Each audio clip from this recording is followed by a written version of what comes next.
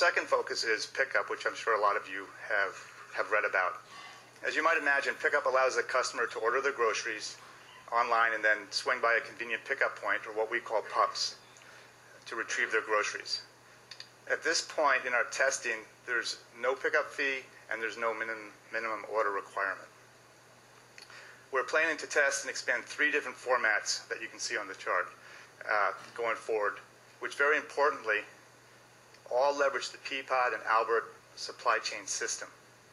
That is, the orders are placed using the same front end for home delivery and the same home delivery back end fulfillment process.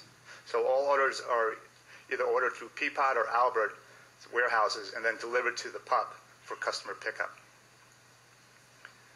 As seen on the chart, the 3 pickup formats are store-based, a compact standalone, and a large standalone. These various formats enable us to balance the required capital investment of a pickup point with the sales potential and available real estate. They also give us the flexibility to deploy the right format in the right place to provide maximum convenience to our customers and an attractive return on capital to Ahold. As a benchmark, we believe the store-based and compact PUPs will enable us to process somewhere between $2 to $3 million per year in sales, or about 300 to 500 orders per week, while the larger standalone PUP will enable us to process around $4 to $6 million in sales per year, or around 600 to 900 orders per week.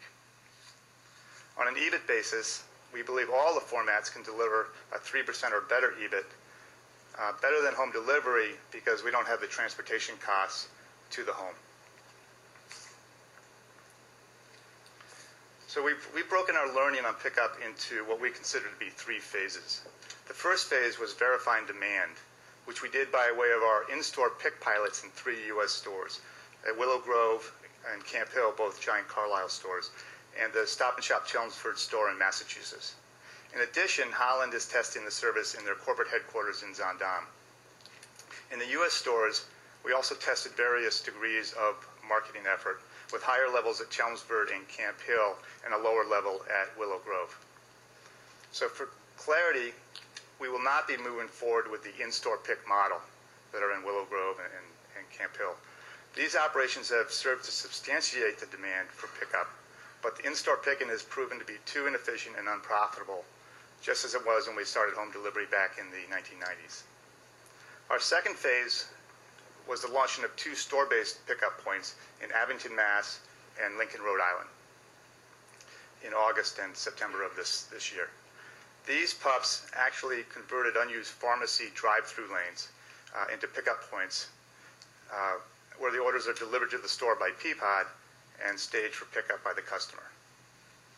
Our third phase has been the launching of our Palatine, Illinois and Hampstead, Holland large standalone pickup points. Both were launched in October of this year. The Palatine PUP is a converted Boston Market, and the Hampstead facility was a small warehouse previously. In the U.S., we are working towards having about 7 to 8 pickup points, or Peapod-filled pickup points, open by the end of this year. And in Europe, they plan to have 3 standalone PUPs open before year end.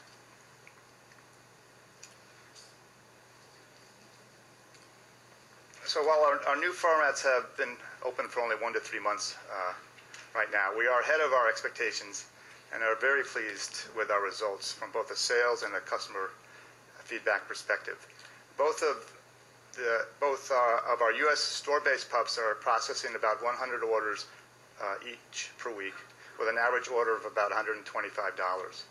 And our large standalone pickup points in Illinois and Holland are already generating up to 530 orders per week, with an average order around $120. As can be seen by the quotes on the chart, customers also really love the pickup both for its convenience as well as for its great value. So we're very excited about our plans for expansion. During 2013, we will continue to build up learning on the best pickup practices while opening pickup points at an accelerating rate. And our real estate departments are already fully engaged in this process and have identified enough sites to fill the pipeline for the next 18 months. So while we have significant growth plans for both home delivery and pickup, it's our third area of focus, or our efficient supply chain and warehouse network, that will enable this growth to take place both profitably and with a good return on capital, as well as with high levels of customer service.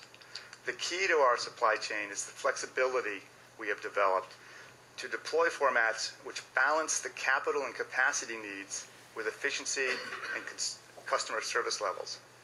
So basically, we have developed 4 formats that allow us to flex to the demand and household density levels within specific geographies, while enabling us to make smart investments in capital.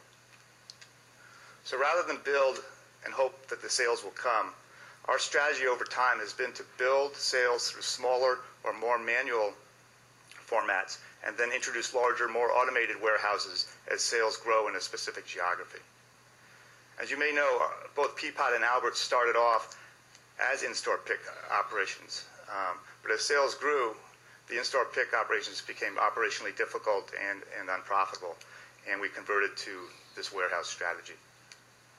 So the warehouse strategy consists of 4 formats as shown on the chart here. The first format is is a small warehouse, or what we call warerooms. Warerooms are typically attached to the store or adjacent to a store, and we have them up in our Stop and Shop area. They're generally about 8 to 10,000 square feet and will carry about 10,000 items. The second format is what many call a dark store. Internally, we call it a home shopping center. It's a manual pick-to-cart operation, so very manual, like the one we just built in Almere, Holland. It's about 100 to 150,000 square feet in size and holds around 12 to 15,000 items. The third format is what we call a semi-automated warehouse, which will have conveyors and perhaps carousels with pick-to-light, like we have in our Lake Zurich, Illinois facility. Those will range from 150 to 200,000 square feet, will carry about 15 to 20,000 items.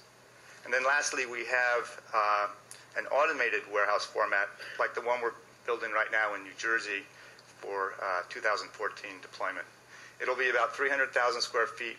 We'll be able to hold between 20 to 25,000 items, and will be very efficient in dense urban markets where we can have a low picking cost, but also low transportation costs because of density. So there you have it. Those are the 4 warehouse formats that we're developing that I think will really enable us to drive this profitable growth and provide the capacity that we need.